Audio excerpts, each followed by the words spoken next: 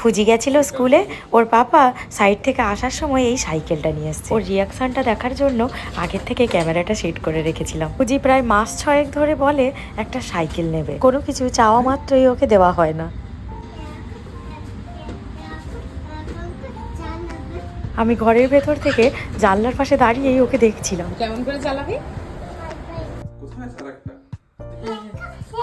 ওদের পাপা বেটির সারপ্রাইজের আর শেষ হয় না। একজন সাইকেল এনেছে আর ফুজি গাছ সাজিয়ে রেখেছে, ওটাই দেখাচ্ছিল।